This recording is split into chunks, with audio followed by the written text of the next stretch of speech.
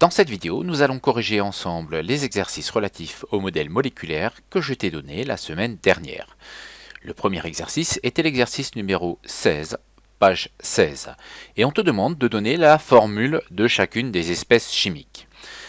Pour pouvoir faire cet exercice, il te faut savoir reconnaître chaque atome, en l'occurrence savoir que l'atome rouge correspond ici aux atomes d'oxygène, le noir correspondra au carbone et les blancs aux atomes d'hydrogène. Il suffit ensuite d'observer, c'est relativement simple. Le numéro 1 est constitué de 1 atome de carbone, pour rappel on le note C, et de 2 atomes d'oxygène, que l'on note chacun O, on notera donc CO2. C pour carbone, O indice 2, le 2 est plus petit et légèrement en dessous du O en indice, pour montrer qu'il y a 2 oxygènes. Pour le numéro 2, c'est sans doute la molécule la plus connue, c'est de l'eau. Elle est constituée de 1 atome d'oxygène, en rouge, et 2 atomes d'hydrogène. Sa formule est donc H2O, H2 pour les 2 hydrogènes, O pour l'oxygène. Le troisième que nous avons également déjà vu ensemble, constitué ici de 1 atome de carbone en noir entouré de 4 atomes d'hydrogène en blanc, est CH4, c'est du méthane, c'est le gaz de ville. Le quatrième élément chimique, la quatrième espèce chimique, est du dioxygène. On le reconnaît très rapidement, c'est 2 atomes d'oxygène. L'oxygène, pour rappel, se note O, on l'a déjà vu. Sa formule sera donc O2. Les 2 dernières molécules te sont à ce jour inconnues, mais peu importe, si tu as compris la logique, tu es capable de donner la formule de n'importe quelle espèce chimique. Ici, il suffit de compter, hein. Les noirs, c'est du carbone, donc il y en a 1, 2, 3, 4. La formule, ce sera donc C4, suivi de 1, 2, 3, 4, 5, 6 hydrogènes, soit H6. La formule sera donc C4. H6. Enfin, et pour terminer, la sixième et dernière espèce chimique, composée de 2 atomes de carbone, 2 atomes également d'oxygène ici en rouge, et 1, 2, 3, 4 atomes d'hydrogène en blanc. Sa formule sera donc C2O2H4. Je te propose maintenant de mettre la vidéo en pause, si nécessaire, le temps de corriger tes exercices, partie exercice de ton cahier. Et si tu as déjà tout juste, évidemment inutile de corriger, tu peux laisser dérouler la vidéo. Donc mets la vidéo en pause si besoin pour corriger ton exercice. Et nous passons de suite à l'exercice numéro 17 à la page 16. Alors l'exercice 17 était très court et très rapide. On te propose 2 modèles moléculaires de schéma, puisqu'on ne dessine pas réellement des molécules ici. Les molécules sont simplifiées avec des carrés, des triangles, des étoiles. Et on te demande dans quel mélange est-il possible de distinguer les espèces chimiques mélangées. Et on demande un exemple de tel mélange. Alors normalement ça devrait rapidement te rappeler une notion déjà vue en 5e, la notion de mélange homogène et de mélange hétérogène. Le mélange homogène étant 2 substances mélangées, mais on ne peut pas les distinguer. On se rend rapidement compte que ça correspond au modèle de droite, puisque les molécules sont dispersées les unes au milieu des autres, et il sera impossible à l'œil nu de distinguer un type de molécule de l'autre type de molécule. Et le modèle de gauche dans lequel toutes les molécules similaires sont regroupées ensemble, et là on pourra aisément distinguer les 2 composants du mélange. Donc pour répondre à la première question, dans quel mélange est-il possible de distinguer les espèces chimiques mélangées? Eh bien c'est évidemment celui de gauche, et au titre d'exemple, on va pouvoir donner par exemple l'eau et l'huile. On distingue facilement de l'eau et de l'huile. Et s'il fallait attribuer à chaque substance eau ou huile un modèle, l'huile flottant sur l'eau, l'huile serait représentée ici par les triangles verts et l'eau par les carrés rouges. Si besoin, mets maintenant ta vidéo en pause, le temps de corriger la première question de l'exercice 17 dans ton cahier. Si tu n'as pas besoin de corriger, tu peux laisser la vidéo dérouler et nous allons tout de suite passer à la suite. Deuxième question, nous y avons d'ailleurs déjà indirectement répondu, et même plutôt directement dans la première question. On demande cette fois-ci dans quel mélange il n'est pas possible de distinguer les espèces chimiques mélangées. Eh bien, et de donner un exemple, eh bien c'est évidemment dans le modèle de droite, puisque les différents types de particules sont dispersées les unes au milieu des autres. Ce sera typiquement l'exemple de l'eau et du sirop. Là encore, je te propose de mettre la vidéo en pause le temps nécessaire pour corriger partie exercice la deuxième question si tu en as besoin. Sinon, laisse dérouler la vidéo, nous allons passer à l'exercice numéro 18, toujours à la même page.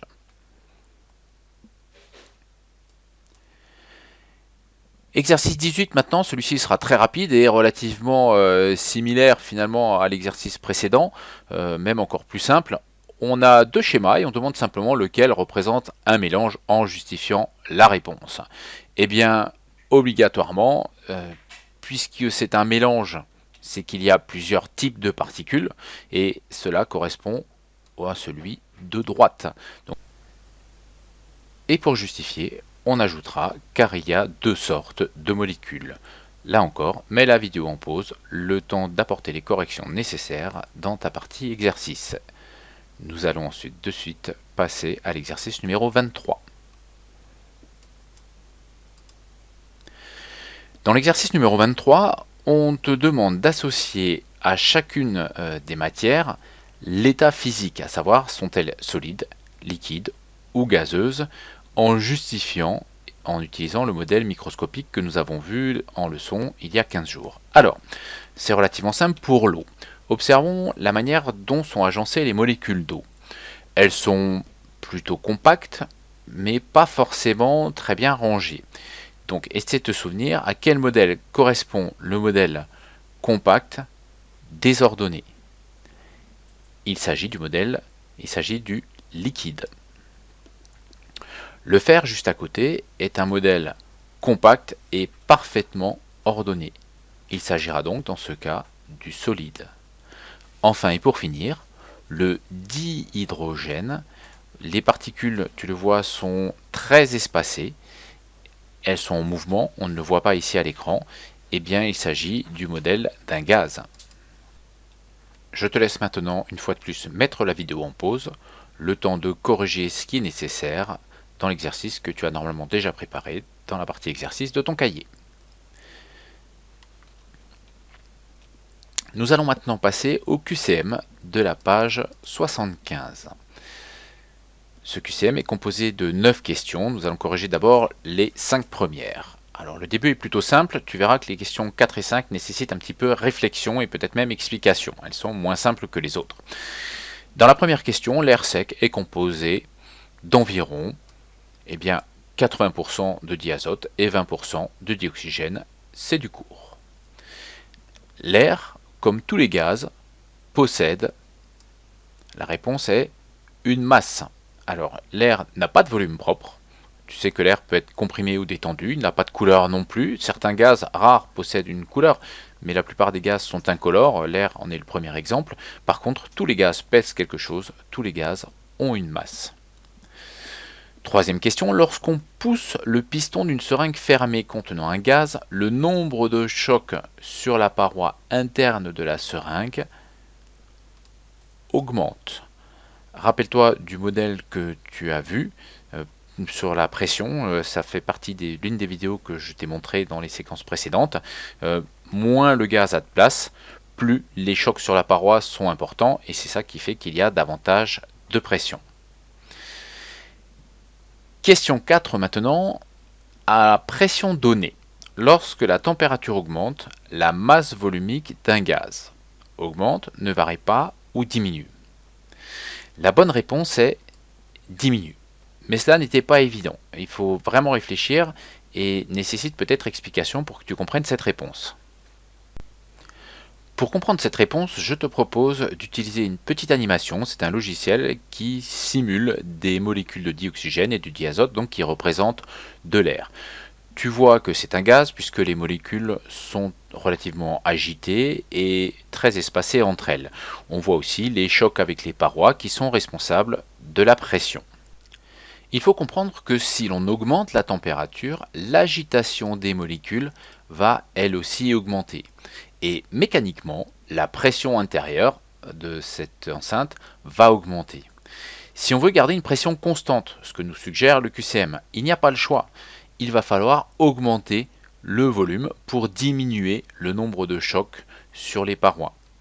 Pour finir, il faut te souvenir de ce qu'est la masse volumique. La masse volumique, c'est la masse d'un volume donné, généralement 1 litre de quelque chose. Et donc, pour savoir qui de deux gaz a la masse volumique la plus élevée, eh bien il faut mesurer la masse d'un même volume de ce gaz.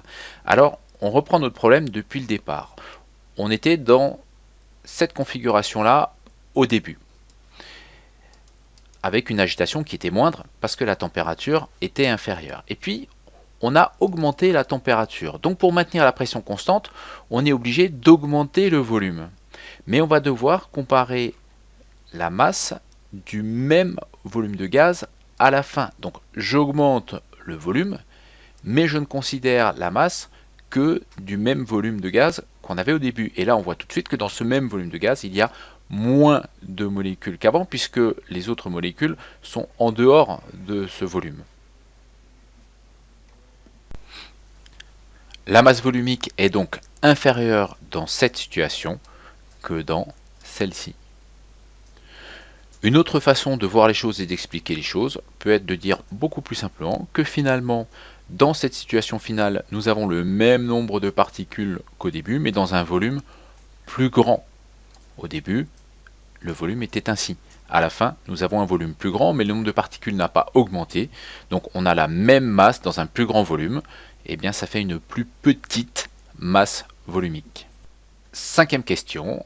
À une température donnée, lorsque la pression augmente, la masse volumique d'un gaz augmente, ne varie pas ou diminue. Et bien cette fois-ci, elle augmente. Là encore, c'est relativement facile à comprendre. Pour que la pression augmente à température constante, cela veut dire qu'on a diminué le volume. C'est le piston que l'on a enfoncé. Les particules ont donc moins de place, mais il y en a toujours autant. Donc un plus petit volume pèse la même chose. Ça fera une plus grande masse volumique. Elle augmente. Si tu n'es pas très au clair avec ces questions 4 et 5, ce n'est pas très grave, ce n'est pas le plus important, et il faut avouer que ces deux questions ne sont pas des plus simples. Question 6 à présent, beaucoup plus facile. Quelle est la représentation correcte de l'air dans une enceinte fermier? Eh bien, on sait que l'air est constitué de 4/5 de diazote et 1/5 de dioxygène. Il faudra donc 4 molécules de diazote pour une de dioxygène. C'est la première représentation. Question 7. Pour mesurer la pression d'un gaz enfermé dans une enceinte, il faudra utiliser un manomètre, c'est l'appareil du milieu. À gauche, nous avons un thermomètre, c'est pour la température. À droite, une balance, c'est pour mesurer la masse. Question 8. Dans quel cas la pression du gaz enfermé dans le ballon est-elle la plus importante? Eh bien, pour qu'il y ait plus de pression, c'est qu'il y a bien sûr plus de gaz. Ça va correspondre à l'image du milieu. Enfin et pour terminer, 9e question, lorsque l'on tire le piston d'une seringue fermée contenant de l'air, la pression, que va-t-elle faire? Eh bien si on tire, on donne plus de place au gaz, il y aura donc moins de choc, la pression va diminuer. Cela correspond à la première représentation. Je te laisse maintenant le temps de corriger ce qui est nécessaire et tu peux revenir en arrière sur la vidéo si besoin ou revenir à cette page pour corriger l'intégralité du QCM avant que nous passions au dernier exercice, l'exercice 27, page 80. Nous allons maintenant corriger le dernier exercice. Celui-ci fait appel essentiellement aux connaissances sur la proportionnalité. Donc il faut que tu aies fait au préalable le travail que je t'ai donné sur la proportionnalité, en particulier sur les pourcentages, et que tu aies compris ce travail pour pouvoir réussir cet exercice. Alors, on nous demande de déterminer ici le nom du mélange obtenu lors de l'ajout de 4 litres de dioxygène à 17 litres d'air. Donc pour bien comprendre le problème, lorsque l'on fait de la plongée sous-marine, dans les bouteilles, généralement, on met de l'air, simplement de l'air. Mais pour des plongées plus techniques, on va enrichir cet air en dioxygène et ce nouveau mélange porte le nom de nitrox.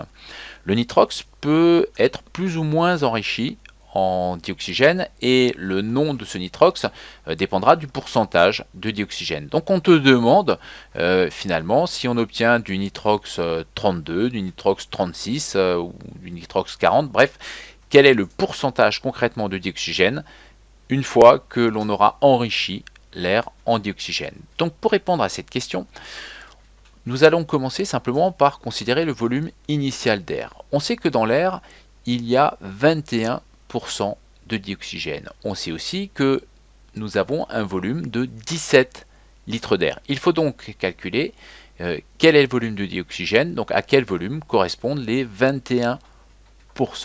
de dioxygène. Pour cela, on calculera 17 fois 21 divisé par 100, puisque c'est 21%, donc c'est les 17 litres fois 21 divisé par 100, cela donne 3,57 litres de dioxygène. Si ce calcul te paraît incompréhensible, je t'invite à refaire l'activité Moodle sur les proportionnalités et plus particulièrement la partie qui correspond au pourcentage. Nous avons donc calculé maintenant que nous avons 3,57 litres de dioxygène dans nos 17 litres d'air. L'énoncé nous indique que nous allons ajouter 4 litres de dioxygène à la bouteille. Cela signifie que l'on obtient 7,57 litres, les 3,57 qu'on avait déjà, plus 4, 7,57 litres de dioxygène, pour un volume total cette fois-ci non plus de 17 litres, puisqu'on a ajouté 4 litres, mais de 21 litres. Le reste est une simple histoire de proportionnalité. On sait maintenant que dans un volume total de 21 litres, on a 7,57 litres de dioxygène, puisqu'on cherche un pourcentage. Eh bien, un pourcentage, c'est pour 100 litres. Eh bien, on cherche combien on aurait dans 100 litres. Je te rappelle le calcul à faire. Tu dois, pour obtenir le résultat final, multiplier ensemble les deux nombres qui sont en diagonale l'un de l'autre, ici 100 et 7,57, et diviser par celui qui reste tout seul, 21. Le calcul à faire est donc 7,57 fois 100 divisé par 21, soit 36 litres de dioxygène contenu dans 100 litres d'air. Notre pourcentage est donc de 36%. Le nom est donc du nitrox 36, nitrox 36% de dioxygène. Je te laisse le temps de comprendre l'intégralité de la démarche et de corriger si nécessaire partie exercice, l'exercice que tu as déjà préparé au préalable.